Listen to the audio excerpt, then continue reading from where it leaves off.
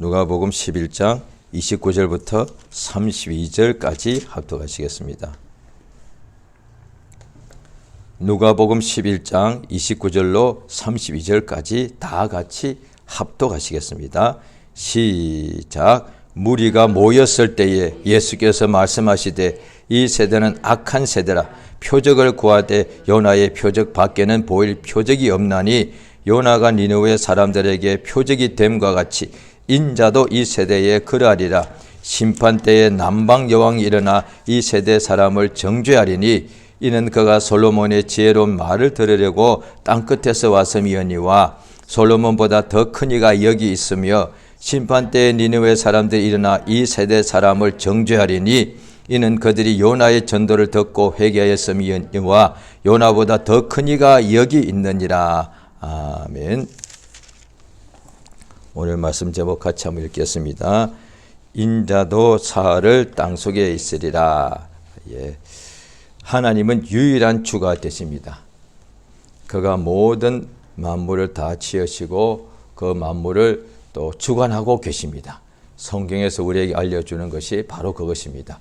성경에 여러 가지 많은 시간 동안에 많은 사람, 많은 이야기가 많은 내용이 들었습니다만은 그러나 그것들은 하나님께서 우리에게 하시는 것을 설명하기 위해서 나타내기 위해서 필요한 것들입니다. 그래서 성경에서는 우리에게 알려주는 것이 하나님께서 모든 만물을 지으신 주인이시고 또 모든 만물을 지으신 그것을 또한 주관하시는 유일한 주인이라고 알려주고 계십니다. 세상에도 공중에도 신들이 많이 있지만은 또 천국에도 하나님께서 우리에게 보내주시는 천사들, 신들이 많이 있죠. 그런데 그 신들이 그렇게 셀 수 없을 만큼 많이 있지만은 빛의 신들이나 어둠의 신들이 굉장히 많이 있습니다만은 그러나 그들 중에 오직 우리 하나님 이외에는 주인이 없다 이 말이에요.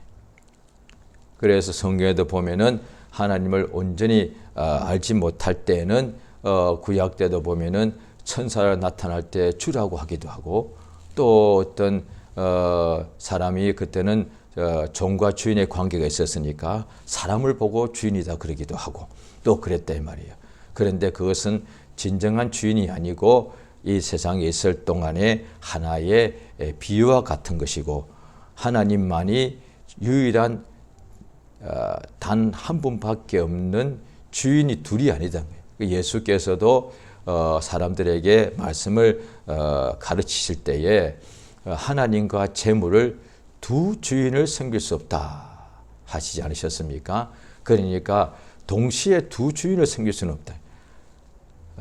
주인은 항상 누구를 섬기든지 주인은 하나만 있고 그 한 주인만 섬기게 되어 있는데 그런데 세상에 있는 사람들은 잘 모르니까 세상에 있는 신들을 주로 섬기고 태양을 주인으로 섬기고 특별히 많은 사람들은 재물, 돈을 주인으로 다 섬긴다는 거예요. 오늘날의 사람들이 뭐 여러 가지 사회를 이렇게 진단하고 설명할 때에 황금 만능주의다, 물질 만능주의 이렇게 설명도 하고 또 교회 내에도 오늘날의 교회에 물질주의가 들어와서 교회가 너무 문제가 많아졌습니다 등등 이렇게 말하는 경우가 없지 않습니다. 그런데 사실 2000년 전에도 예수님 말씀 보면 그들 2000년 전에도 그들은 물질을 주인으로 섬겼다. 그때도 물질 만능주의예요. 그러니까 요즘에는 더 모든 사람이 다 알려지잖아요. 모든 것이 이렇게 다 알고 있는 만큼 여러 가지 정보를 다 접할 수가 있으니까. 그런데 사실 그때도 그랬고 심지어 얼마 전까지만 해도 불과 몇 세기 전까지 해도 흔히 말하는 종교개혁 하는데 엄밀히 말하면 기독교 가톨릭 개혁이라고 해야 맞죠. 마르틴 루터나 그런 몇몇 사람들이 시작해서 그 전에도 있었습니다만은 그게 뭐냐니 그 이전에도 여러 가지 계획자들이 있었지만은 다 잡혀가지고 화형을 당하고 그렇게 죽었습니다. 그런데 마르틴 루터 때 마침 또 계획을 다시 했을 때 성공한 이유 중에 하나가 가톨릭이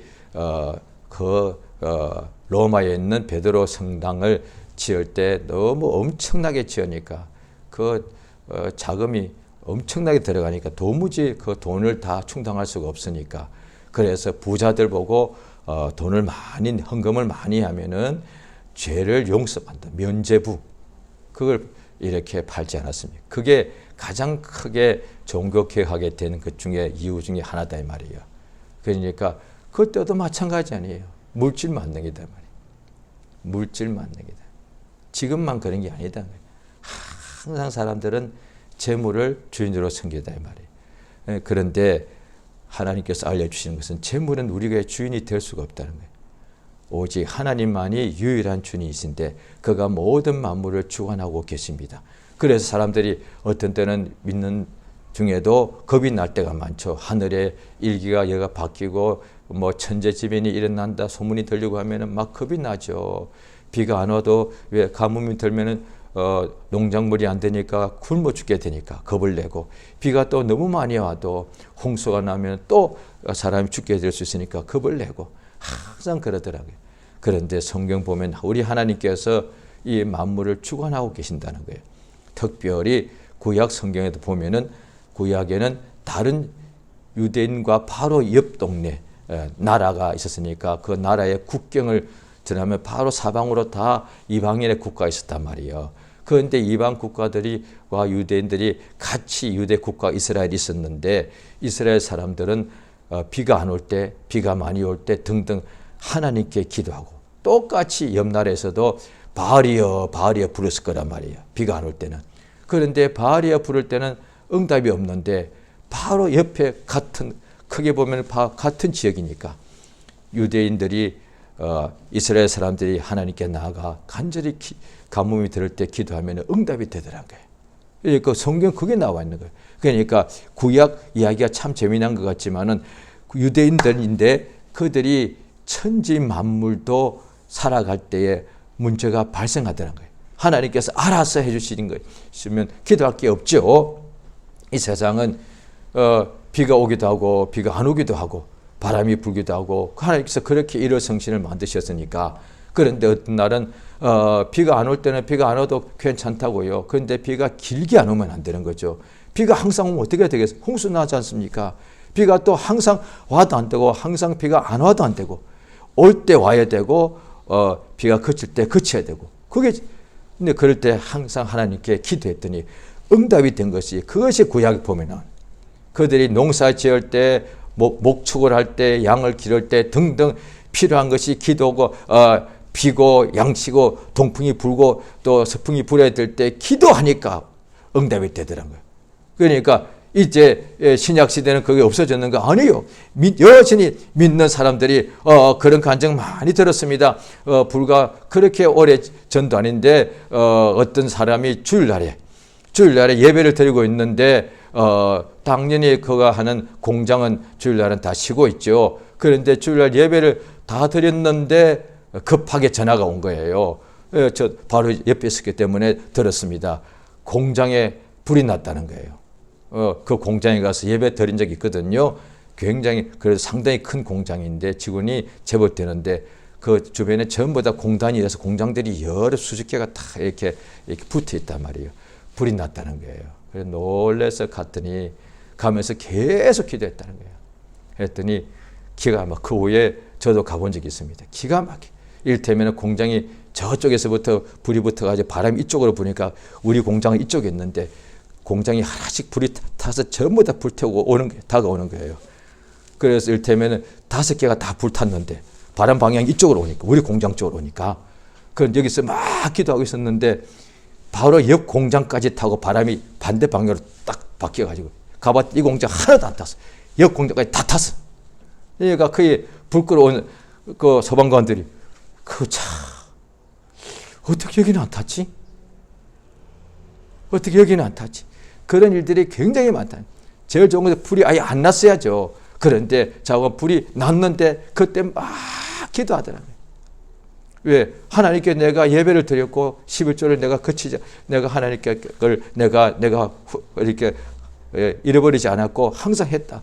성경 그렇게 나오니까 그렇게 간절히 기도했더니 바람 방향이 바뀌어서 불이 다른 방향으로 가더라고요. 그리고 나중에 또 소방관들이 와서 불을 끄게 됐고 그래도 그런 간증들이 굉장히 많습니다. 어떤 사람은 버스를 타고 가는데 버스가 심하게 충돌해서 이를테면 한 바퀴 두 바퀴 이렇게 굴렀는데 거기서 다른 사람들 전부 다 피투성이 됐는데 이 자매인데 이 사람 한 사람은 그때 막 버스에 앉아서 기도하고 있었다는 거예요. 자기도 어느 순간에 몰랐다는 거예요. 막 쿵 하더니 막 그러고 난데 자고 정신을 차리고 버스 밖으로 나와 보니까 약간 한두 군데 아주 작은 상처만 입었고 멀쩡하다는 거예요. 다른 사람들은 전부 다 막 엄청나게 피를 쏟고 막 이렇게 되었는데 사람들이 이 사람이 걸어가니까 다른 옆 사람들이 막 피를 묻고 이러니까 이 사람이 다친 줄 알고 아니더라는 거예요. 그런 간증들이 굉장히 많다. 세상에 있을 때 환난을 당하더라는 거예요. 예수께서 분명히 그러나 환난을 당하는데 하나님께서 그 속에서 우리를 지켜주신다는 거예요. 그가 주관하고 계신 것을 알 수 있다는 거예요. 그러니까 세상에 천재지변이 하나도 안 오는 것이 아니라 하나님이 세상을 이렇게 그렇게 주관하고 계시니까 비가 와야 되고 그런데 그럴 때 하나님께 기도할 때 하나님께서 우리를 주관자께서 우리를 도와주시는 거예요. 그가 이 세상에 그의 아들 예수를 보내셨습니다.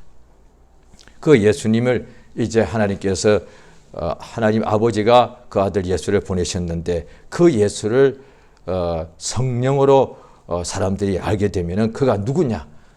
저가 누구냐 하니까 마리아 아들이 아니냐, 목수가 아니냐 이랬다 이 말이에요. 나사렛 사람들이. 그런데 어떤 사람은 또 어떤 선지자 중에 하나입니다. 침례 요한이 다시 살아났습니다. 왕도 그렇게 말했다 이 말이죠. 그런데 너희는 나를 누구라 하느냐? 주님이십니다. 주인이십니다. 그러니까 주여 주여 할 때 그 주가 원어로도 영어로도 번역된 영어로도 또 그것을 번역한 한국어로도 전부 다 주인이란 뜻이에요. 두 가지 뜻도 없어요. 딱 한 주여 할 때는 그냥 나의 주인이란 뜻이에요. 그러니까 멋있어 보니까 예수여 하면은 조금 조금 이렇게 아이들이 부르는 것 같고 주여 하면은 뭔가 권위가 있어 그런 뜻이 아니라 주인이란 뜻이에요. 나의 주인. 오늘날에는 더군다나 여러 가지 세상이 완전히 100년 전부터 이렇게 민주주의가 다 돼가지고 요즘 그렇지 않은 몇몇 빼놓고는 주인이 없다. 다 자기가 주인이에요. 자기가 백성이 주인이고 국민이 주인이단 말이에요. 그래서 오늘날에는 나의 주인이란 말이 이게 와닿지 않아요. 그런데 과거에는 그렇게 했었겠죠.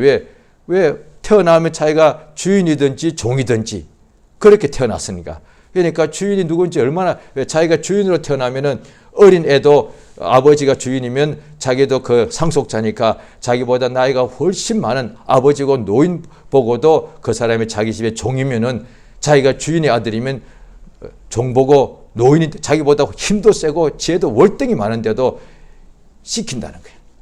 너무 잘 알 거란 말이에요. 주인과 종의 관계. 주인의 아들은 어린애라도 종이 엄청나게 강하고 힘이 좋고 지혜 많아도 이거 해라 저거 해라 시키게 된다. 또한 자기가 종으로 태어나면 자기가 아무리 똑똑하고 힘이 세도 주인이 시키면 그대로 따라야 되는 거예요. 그러니까 주인이라는 것은 나의 모든 것의 주인이고 나의 목숨의 주인이고 나의 시간의 주인이고 그래서 그 과거에 그 다 비유입니다만은 주인이 명령하면은 죽이라 하면 종이 그냥 죽는 거예요. 이게 얼마나 그 주인이 내 목숨의 주인이니까 내 인생의 주인이고 내 모든 것의 주인이다 말. 그 뜻이거든. 예수는 나의 주다 이 말이에요. 예수님이 우리의 주인이 되면은 나의 전부의 모든 것의 주인이세요. 우리 모두의. 그런데 기도할 때만 부르는 주여 멋있는 이렇게 부르는 이렇게 말이 아니고 그가 나의 모든 것에 내 생명과 육체와 시간과 재물과 지혜와 과거와 현재와 미래 모든 것이 그가 주인이 된다는 거예요. 나의 가정이나 또 맡은 일이나 모든 것의 주인이 됩니다. 그러니 주인이 앞에 기도하고 시키는 대로 하면 되고 그렇게 어떻게 되느냐. 그 뜻은 또한 주인이 나의 모든 것을 책임진다는 뜻이다. 우리가 스스로 책임지려니까 믿으면서도 갈등되고 고민해야 되고 힘들고 그렇단 말이에요. 그러니까 주인을 의지하게 되는 거예요. 우리 주 예수께서 이 세상에 오셔서 그것을 알려주시고 그것을 아는 사람이 복이 있는데, 예수께서 그것을 알게 해주시려고 공생애 동안에 아버지께서 그에게 성령을 한량없이 부어주시니 오직 생명의 말씀을 전할 때 그 듣는 사람들이 그 말씀을 듣고 믿었으며, 또한 그 말씀에 따르는 또 표적을 나타내 주셔서 수많은 병자를 고쳐주셨습니다. 예수님이 얼마나 많은 공생애 동안의 표적을 행하셨는지 복음서에 그것이 기록되어 있습니다. 사도행전부터는 예수를 믿는 제자들이 또 말씀을 증거할 때에 하나님께서 표적을 함께 나타나게 해주신 것이 사도행전부터 기록이 되어 있고, 그런데 마태복음부터 요한복음까지는 하나님의 아들 예수께서 공생애 동안에 아버지의 말씀을 전하고 가르치고 진리를 가르치면서 또한 동시에 그것에 따르는 표적을 나타내신 것을 기록되어 있어요. 예수께서 표적을 많이 행하셨습니다. 그 표적을 보고서 많은 사람들이 이렇게 믿게 된대요. 자, 성경 보십시오. 요한복음 2장을 한번 보시겠습니다.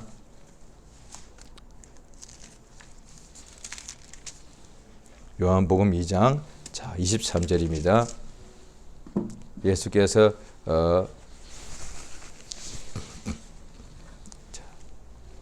요한복음 2장 자 23절 같이 읽겠습니다. 시작. 6월절에 예수께서 예루살렘에 계시니 많은 사람이 그 행하시는 표적을 보고 그 이름을 믿었으나, 이렇게 됐어요. 그러니까 예수께서 유대에서 심지어 사마리아에서도 통과할 때, 그 다음에 갈릴리에서 주로 예루살렘에서도 유대에서도 예수님이 가는 곳곳에서 항상 표적을 행하셨습니다. 그 표적을 많이 행하심으로 그걸 보고서 많은 사람들이 믿었습니다. 그래서 그것을 보고서 자 보십시오. 그 바로 밑에 3장 2절, 지금 2장 24절 3절 읽었죠? 몇 절 뒤에 자 3장 1절에 제가 읽습니다. 바리새인 중에 니고데모라 하는 사람이 있으니 유대인의 관원이라. 자 3장 2절 같이 읽습니다. 시작. 그가 밤에 예수께 와서 가로되 랍비여 우리와 당신은 하나님께로 오신 선생인 줄 아나이다. 하나님이 함께 하시지 아니하시면 당신이 행하신 이 표적을 아무라도 할 수 없어. 니고데모가 바리새인이고 관원인데, 그러니까 관원이면은 아주 높은 사람, 지위가 있고 권력이 있고요, 명예도 있죠. 또한 바리새인이요. 그러니까 오늘날로 치면은 교회에서도 가장 높게 인정받는 사람이고, 그 다음에 직장 가서도 가장 높은 사람이에요. 이런 사람이 솔직히 교회에서도 믿는 사람 중에도 많지 않습니다. 그런데 이 사람이 예수를 믿었다는 거예요. 그래 믿어봐서 어떻게 인정하는 거예요? 하나님이 당신이 행한 이 많은 표적을 행하신 걸 보니까 하나님이 당신과 함께 하신다. 그가 믿은 이유를 말합니다. 예수가 가만 보니까 예수가 표적을 굉장히 많이 행하시더라고요. 그런데 저 표적은 하나님이 함께하지 않으면 저는 일어날 수 없는 거예요. 그러니까 하나님께서 함께 하시니까 표적이 많아요. 그가 그래서 믿지만은 드러나게 예수 앞에 나오면 자기 모든 걸 잃어버릴 수 있으니까 출교시킬까 봐 두려워서 밤에 와서 이렇게 예수를 의지합니다. 자, 또 보십시오. 자 7장, 자, 성경 보시 7장 31절을 보십니다. 요한복음입니다.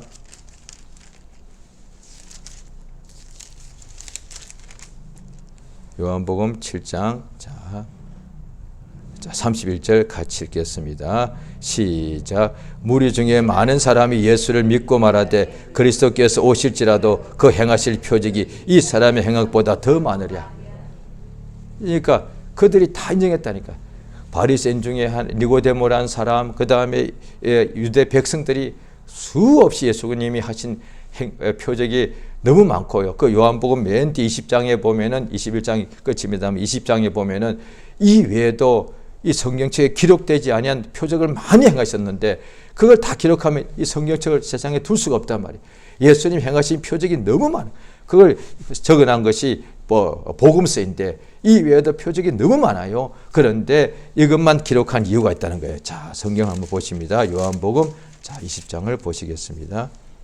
20장 30절이죠. 자, 요한복음 20장 30절입니다.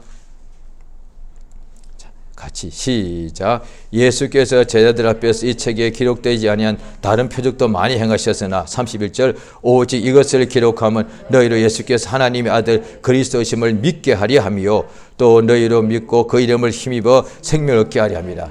이렇게 예수님이 표적을 많이 행하셨다니까요. 그런데도 바리새인들은 그걸 보고도 안 믿더라고요. 오늘 본문이 그거예요. 그걸 보고도 안 믿고서 어떻게 하느냐. 자, 오늘 다시 본문을 보십니다. 누가복음 11장이죠. 자, 11장에 15절. 자, 15절 제가 읽습니다. 그 중에 더러는 말하기를 제가 귀신의 왕 바알세불을 힘입어 귀신을 쫓아낸다 하고, 누가복음 11장 16절입니다. 시작. 또 더러는 예수를 시험하여 하늘로서 오는 표적을 구하니. 예, 예수를 시험하여 오는 표적을 구하더란 거예요. 자, 그것이 같은 것이 마태복음 16장에 있습니다. 마태복음 16장을 같이 좀 찾겠습니다. 마태복음 16장 1절입니다. 자, 마태복음 16장 1절. 자, 시작. 바리새인과 사두개인들이 와서 예수를 시험하여 하늘로서 오는 표적을 보이기를 청하니. 예, 예수님이 표적을 많이 보여주셨는데도 바리새인과 이 사두개인들, 또 다른 데는 보면은 또 바리새인과 또 다른 이들이, 유대인들이 예수 앞에 나와서 당신이 하늘로서 오는 표적을 보여달라. 지금까지 너무 많이 보여주셨는데도, 그러니까 그들이 믿기 위해서가 아니라 그렇게 표적을, 말씀을 증거하고 표적을 보여주셔서 믿지 않는 사람들이요. 또 믿지 않기 때문에 왜 그들이 예수 앞에 표적을 보여달라고 하느냐. 그 땅에 있는 표적도 아니요. 하늘로서는 표적을 보여주옵소서. 이것만 들으면은 바리새인들과 사두개인들이 예수를 믿으려고 하는 모양이다. 아니요. 딱 시험하는 거예요. 오늘날에 믿는 사람도 다는, 정말 저 같은 경우는 전에 벌써 오래전입니다만은 뭐 지금도 가정 또 큰, 제가 감당치 못하는 시험이 성경에 없다고 했지만 혹시 온다면 아마 또 흔들릴 가능성이 굉장히 많습니다. 육체가 연약하니까. 그런데 제가 믿음이 처음에 할 때는 이것이 너무 심했죠. 그래서 제가 기도하고 말씀을 늘 듣고 예배를 제 기억으로 시험 들어서 교회를 떠나기 이외에는 교회 생활을 하는 중에는 제 기억으로 예배를 빠진 적이 거의 없는 것 같습니다. 또 예배 시간에, 설교 시간에 좋은 기억이 거의 없습니다. 물론 저도 몇 번 좋았을 것 같은데도, 그런데 거의 안 졸려고, 어떤 데는 너무 피곤하잖아요. 특히 다른 데는 괜찮은데 설교 때는 왜 그렇게 졸리는지, 왜 다른 데는 안 졸린 이유가 뭐냐니, 일어섰다 앉았다 찬송하고 이래야 되니까 별로 안 졸려. 또 시간이 길지 않으니까. 그런데 설교 시간은 가만 앉은 상태에서 어떤 데는 그때는 뭐 1시간씩 설교를 할 때가 많았으니까 얼마나 졸리겠습니까? 그러니까 그 졸리려고, 그 이기려고 어떻게 하느냐, 제 기억으로 그냥 막 옷을 막 이렇게 막 더우면 벗기도 하고, 그 다음에 뭐 연필 가지고 이거 막 손바닥을 막 찌르기도 하고, 왜 잠 깨려고요. 그 제 기억으로 설교 시간에 거의 별로 안 좋은 것 같습니다. 그렇게 말씀을 잘 들었단 말이에요. 그렇게 말씀을 수없이 들었대. 그때는 주일날 한 번뿐 아니라 주중에 예배도 거의 뭐 이틀에 한 번. 그러니까 기본적으로 한 주에 3번 설교 들었어요. 많을 때는 6, 7번도 들었죠. 부흥에 있을 때는 10몇 번까지 듣고 했단 말이에요. 그런데도 어떤 여전히 육체의 어떤 건강에 문제가 있고 환경의 문제, 재물, 학비라 이런 문제가 있을 때에 기도를 열심히 했죠. 그런데 금방 응답이 안 올 때 어떻게 하느냐. 주님 뭔가 내게 좀 보여달라고. 저 그렇게 기도한 적이 제 기억으로 적어도 그 기간이 한 1, 2년 동안 매일 하진 않았습니다만, 응답이 빨리 안 오고 그러면 또 믿음으로 하다가도 믿음이 또 건강 안 오고 또 믿음이 흔들리고 의심이 되고 막 낙심이 되면 또 그런 기도했단 말이에요. 뭔가 좀 표적을 보여주시옵소서. 하나님 분명히 살아계시고 나와 함께 하신다고 그랬는데 왜 그랬을까? 안 믿으니까. 똑같은 거예요 지금. 바리새인들 왜 하늘에서 표적을, 예수께 지금까지 표적을 다 보여줬는데도 왜 또 표적을 구하냐고요. 안 믿으면서 예수를 시험하려고. 그러니까 오늘날에 하나님의 표적을 우리가 지금까지 믿는 사람들이 지난 표적이, 예수가 우리에게 주신 표적이 수도 없이 많은데 지금도 또 살다가 어려운 문제가 오고 유혹이 오게 되면 또 흔들릴 수가 있고, 그러면 표적을 보여달라 그러면 어떻게 보면 그건 하나님을 시험하는 것이 될 수도 있단 말이에요. 그때에 예수께서 자, 오늘 본문에 뭐라고 말씀하시는가? 자, 누가복음 11장 29절에 무리가 모였을 때 예수께서 말씀하실 때 이 세대는 악한 세대라. 표적을 구하는 자체가 악하다는 거예요. 왜냐하면 우리가 복음서를 지금 계속 우리가 상고하고 있기 때문에 그냥 복음서만 계속 예배 때만 잘 우리가 읽어도 기억을 할 수 있는데요. 유대인들 이외에 이 유대인들하고 이 바리새인들 율법사 사두개인 예수를 믿지 않으면 시험하려고 하는 사람들 이외에 표적을 달라고 하는 사람이 거의 없습니다. 기억나십니까? 없습니다. 소경은 눈뜨게 해달라고 그랬지. 문둥병자 고쳐달라고 그랬지. 표적 보여달라고 한 적이 없습니다. 그러니까 이 바리새인들과 사두개인들이 자기들이 만약에 자기들이 중풍병자 있다. 그러면 중풍병 고쳐달라고 하면 될 거 아니에요. 표적을 구할 것이 없어. 나는 중풍병을 고쳐주면 되는 거니까. 그러니까 예수 앞에 나온 사람들 하나같이 자기가 필요할 때 그랬다니까요. 혈루증 여자는 내가 저분의 옷가에 손만 떼어도 낫겠다. 표적 보여달라고 한 것이 아니고 내가 저분 옷가에 손 대면 내 이 혈루증이 낫겠다. 다 그걸 구한 것을 다 응답받았단 말이에요. 그런데 이들은 표적을 보여주시옵소서.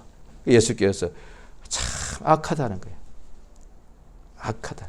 그러니까 예수님께서 그들이 표적을 보여달라고 하기 전에도 예수님이 그리스도인 표적이 아까도 어떤 사람들이 말하지 않았습니까? 그리스도가 오실지라도 이 사람의 행역보다 더 많은 표적을 행할 수 없지 않느냐. 예, 성경에 기록된 대로 침례 요한이 오실 리가 당신이겠습니까? 라고 여쭤봤을 때 소경이 눈을 뜨고 문둥병자가 깨끗하게 되고 죽은 자가 살아난다 하라. 그게 그리스도에 대한 표적이라고 이미 예언되어 있단 말이에요. 예수가 그 일 다 했단 말이에요. 그러니까 그걸 보고 믿었단 말이에요. 그걸 소경 눈뜨게 하고 있고 문둥병자 고쳐주고 있고 그 죽은 자 살리고 있는 표적을 다 보여준데도 또 와서 표적을 보여달라 그랬단 말이에요. 그러니까 악하다 이 말이에요. 그런데 예수께서 이 악한 이들에게 요나의 표적 밖에는 볼 표적이 없다. 오늘 누가복음에서는 이렇게 나오는데 같은 것이 마태복음 12장에는 요나의 표적밖에 보일 것이 없는데 요나와 같이 인자도 밤낮 사흘을 땅속에 있으리라 이랬단 말이에요. 그러니까 예수님께서 이 악한 세대가 표적을 보여달랐는데 어떤 표적을 보여주셨느냐. 물 위로 걷는 것, 산을 바다로 집어넣는 것 아니에요. 십자가에 매달려 죽으시고 사흘 후에 부활하시는 것. 이거보다 더 큰 표적이 없어요. 이게 진정으로 그리스도다 말이에요. 요나의 표적. 그러니까 예수께서 하신 말씀이 자 오늘 본문이 어떻게 되었습니까? 자 누가복음 11장 29절부터 읽지 않았습니까? 자 31절에 보면은 심판 때에 남방 여왕이 일어나 이 세대 사람을 정죄하리니 이유는 뭡니까? 하반절 같이 있습니다. 시작. 이는 그가 솔로몬의 지혜로 말을 들으려고 땅끝에서 왔음이니와 솔로몬보다 더 큰 이가 있다. 또 32절 제가 읽습니다. 심판 때 니느웨 사람들 일어나 이 세대 사람들 정죄하리니 왜요? 하반절 같이 있습니다. 시작. 이는 그들이 요나의 전도를 듣고 회개하였음 요나보다 더 큰 이가 여기 지금 31절 32절이 무슨 뜻인가 하면은 남방 여왕이 솔로몬의 지혜로는 말 일테면은 잠언 전도서 하나님의 말씀이니 솔로몬 전도를 들으려고 표적이 아니고 전도의 말씀 들으려고 남방 여왕이 그 먼 길을 달려왔고 또 니느웨 사람들이 그 엄청나게 거대한 도시였는데 그다음에 그래서 그들이 얼마나 악했습니까? 그런데 그들이 하늘로서는 표적을 본 것이 아니고 갑자기 이방인인 요나가 나타나가지고 회개하라 하는 바람에 다 회개했다는 요나의 전도만 듣고 회개했단 말이에요. 그런데 요나의 전도 듣고 니느웨 사람들이 회개했고 남방 여왕이 솔로몬의 지혜로 말을 들으려고 표적 보러 온 것이 아니라 그렇게 왔는데 이 솔로몬보다 더 크고 요나보다 더 큰 예수가 말씀을 전하는데도 그걸 믿지 않고 표적을 보여달라니 얼마나 악하냐 이 말이에요. 그래서 그때 니느웨 사람이 일어나 지금 이 사람들을 정죄할 것이고 마지막 심판 때에 분명히 심판 때에 정죄한다는 거예요. 지금 정죄하지 않는다는 거예요. 정죄는 심판 때 한다는 거예요. 오늘날에 예수의 말씀을 듣고도 믿지 않는 사람들이 그날 심판 때에 예수께서 하나님 말씀을 전개해 주시고 또 그에 따르는 소경을 눈뜨게 하고 안전매에 일어나 극기하는 표적을 다 보여주셨는데도 그것을 믿지 않고 예수를 시험하고 표적 보여달라는 사람들이 그날의 심판 때에 니느웨 사람이 일어나서 정죄한다는 거예요. 이 악한 세대 사람들, 그들에게 예수께서 보여준 것이 뭐냐 하니 또 이제 더 이상 표적이 이게 예수께서 다 보여주셨으니까 그런데 마지막 하나가 있다는 거예요. 가장 큰 표적입니다. 예수께서 하신 표적을 다 합친 것보다 더 큰 거예요. 사흘 동안 인자가 땅속에 들어가는 거예요. 무덤에 계신다 이 말이에요.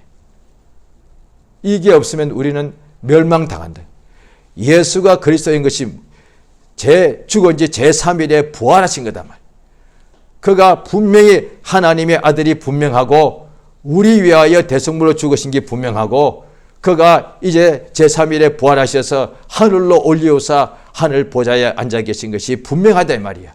이 큰 표적을 보여줬으니 이제 누구든지 예수의 부활하신 것을 증거하는 것을 보고 증거하는 사람들이 말을 듣고 믿으면은 영생 얻고 예수와 같이 부활하는 역사가 이루어지지 않습니까? 이 표적, 이것을 이렇게 보여준데도 이것을 보고도 믿지 않으면은 이것은 가장 악하다는 거예요. 우리 하나님께서 오늘날 우리에게 예수 그리스도인 것을 이제 다 이 사두개인과 바리새인들은 예수님이 부활을 그들은 이때 이 당시는 아직 못 봤다 이 말이에요. 그래 예수님에게 하늘로서 오늘 표적을 보여달라. 예수님 믿지 않고 시험하면서 병자는 고쳤지만은 또 표적을 보여달라 이랬습니다. 그런데 자 성경에 보면은 고린도전서 자 1장을 보십니다.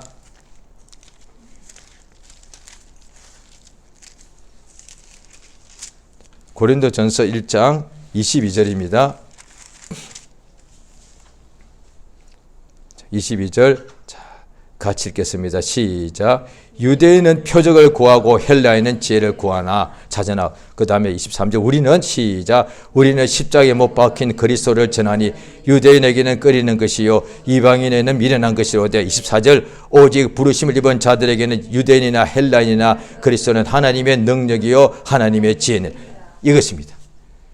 유대인들은 여전히 표적을 보여달라 그러고 헬라인들은 지혜, 그러니까 이방인들은 항상 지혜, 그러니까 신학이 나온 데가 헬라 지역이단 말이에요.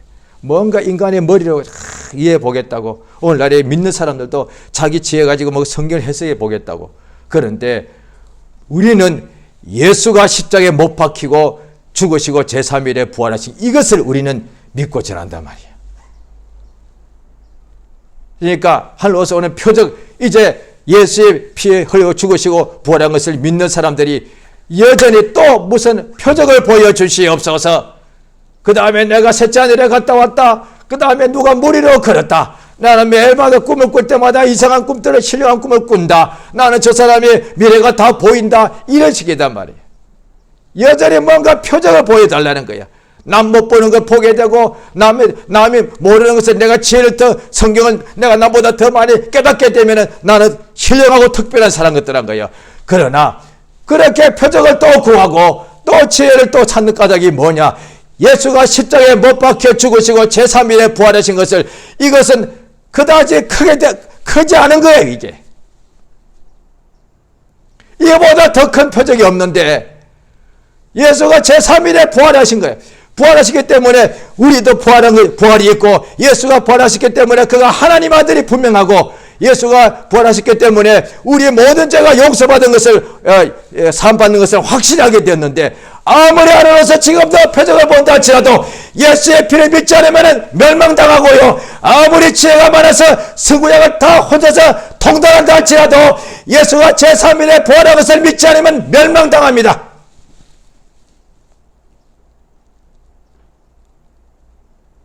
이 믿음을 이 믿음을 가지. 자, 성경을 한 군데만 더 보시겠습니다. 한 군데만.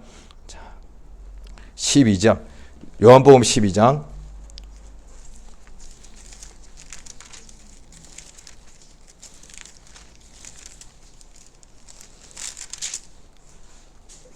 요한복음 12장 37절. 시작. 이렇게 많은 표적을 저희 앞에서 행하셨으나 저를 믿지 아니하니. 38절. 이는 선지자 이사야의 말씀을 이루려 하심이라. 가로되 주여 우리에게 들은 바를 누가 믿었으며 주의 팔이 누게 나타났나이까 하더라. 저희가 능히 믿지 못한 것을 이 까닭이니 곧 이사야가 다시 일렀으되 저희 눈을 멀게 하시고 저희 마음을 완고하게 하셨으니 이는 저희로 하여금 눈으로 보고 마음으로 깨닫고 돌이켜 내게 고침을 받지 못하게 하려 함이니라 하였습니다. 이렇게 하나님께서 오늘 어떻게 하느냐? 형분 안 주세요. 신약시대는. 그런데 예수를 눈에 보고도 안 보이게 하는 거예요. 왜 그랬느냐? 예수가 또 다 말씀하시죠. 올소이다.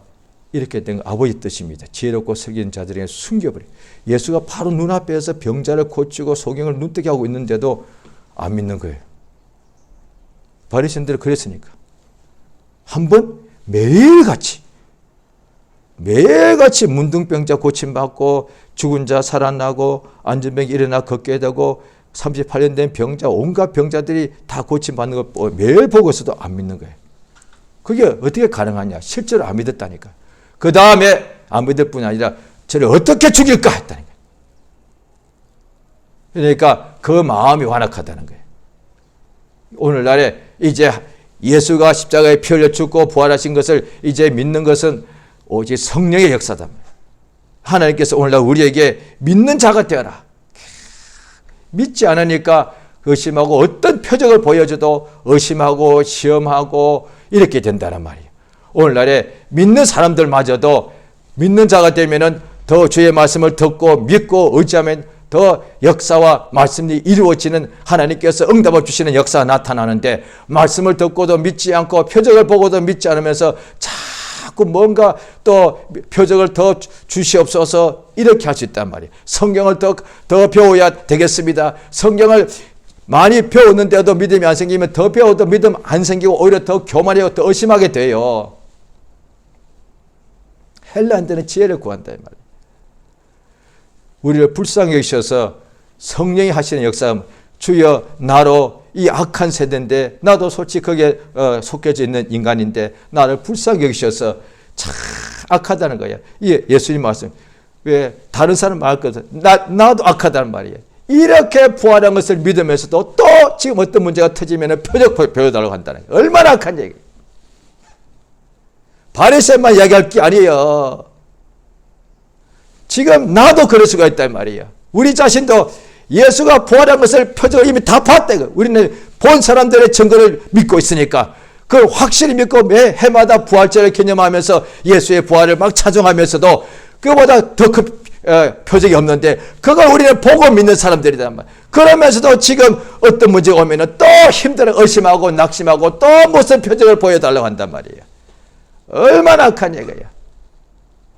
하나님께서 말씀 그렇게 표적을 보여줘도 왜 믿지 않지? 말씀이 나와 있다는 거예요. 이사야가 예언했는데 저들이 완악하기 때문에 눈이 가려져 있다는 거예요. 그래서 저들의 심령을 새롭게 하라. 마음을 기경하라. 이렇게 말씀하시는 거예요. 우리 하나님께서 우리를 불쌍히 여기셔서 오직 성령의 충만한 감동을 주심으로 예수를 보고 말씀을 듣고 믿는 사람, 예수가 행하신 그 표적을 보고 믿는 자가 되게 우리 주님이 믿는 자가 되어라 하십니다. 예수가 표적을 말씀을 증가하시고 표적을 보이신 까닭은 단 목적이 한 가지입니다. 우리로 믿는 자가 되게 하기 위해서, 믿게 하기 위해서, 그래 예수를 믿어서 생명을 얻고 영생을 얻게 하기 위해서다 이 말이야. 할렐루야. 이 시간 저 앞에 기도하십니다. 성령 역사하셔서 오직 이렇게 완악한 나를 불쌍히 여기시 용서해 주옵시고 오직 성령으로 감동하사 예수의 말씀을 듣고 믿는 자, 예수의 표적을 보고서 믿는 자가 되어서 하나님의 생명과 영생에 충만히 임하는 하나님의 은혜가 넘치게 되라고 예수를 다 같이 이름을 크게 한번 부르고 합심해서 간절히 기도하시겠습니다. 예수여! 하나님 아버지 우리를 또 오시 인도하시 원합니다. 아버지 참으로 이렇게 완악하고 폐역한 자 은혜